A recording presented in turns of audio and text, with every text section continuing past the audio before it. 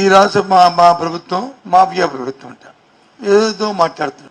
గురువు ఎందుకు వచ్చి దాన్ని మచ్చ తెలియనట్ట ఆయన వచ్చి రాష్ట్ర ప్రజలు దేశ ప్రజలకి ఏం చేశారో గత 5 సంవత్సరాల్లో 10 సంవత్సరాలు ఏ విధంగా జరిగిందో అందరికి తెలుసు. ముందుగా రైల్వే జోన్ విషయానికి వద్దాం. రైల్వే జోన్ కి సంబంధించి 52 ఎకరాలు ముడసల్లో వాళ్ళు జోన్ కట్టుకోవడానికి ఆ సైట్ నుంచి అలకేట్ చేసి దాన్ని ఇక్కడ రైల్వే జోన్ ఏర్పాటు చేయాలనేది విభజన చట్టం వచ్చిన తర్వాత 2014లోనే ఆ డిస్కషన్ జరిగింది. ఒప్పందం కూడా జరిగింది, అగ్రిమెంట్ కూడా సైన్ చేశారు.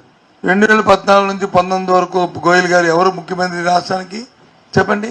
చేతకాని దద్దమ్మలు ముఖ్యమంత్రి గారిని మీరు కుటుంబంలో ఉండి మీరందరూ ఉండి మామయ్య ఎంత రాస్తారంటే అలాగా నేను చెప్తున్నవన్నీ కూడా వాస్తవాలు అబద్ధాలు కాదు, డాక్యుమెంట్ ఎవిడెన్స్ తో చెప్తున్నాను. 19లో మా ప్రభుత్వం వచ్చిన తర్వాత మళ్ళీ దాని మీద ఎవరైతే అక్కడ కొంతమంది హక్కుదారులు మేము హక్కు మాకు ఉంది, మాకు ఇక్కడ డిఫామ్ పట్టాలు ఇచ్చారు, లేదా ఇంకో పట్టాలు ఉండే ఆక్యుపేషన్ ఉందని ఎవరైతే చెప్పుకొస్తున్నారో వాళ్ళందరినీ వికెట్ చేయించి రైల్వే వాళ్ళు జీవీఎంసీ వాళ్ళు కలిపి జాయింట్ ఇన్స్పెక్షన్ చేసి జాయింట్ ఇన్స్పెక్షన్ కూడా చేసి వాళ్ళకి వచ్చి ల్యాండ్ అప్ చెప్పాం ఈ సంవత్సరంలో.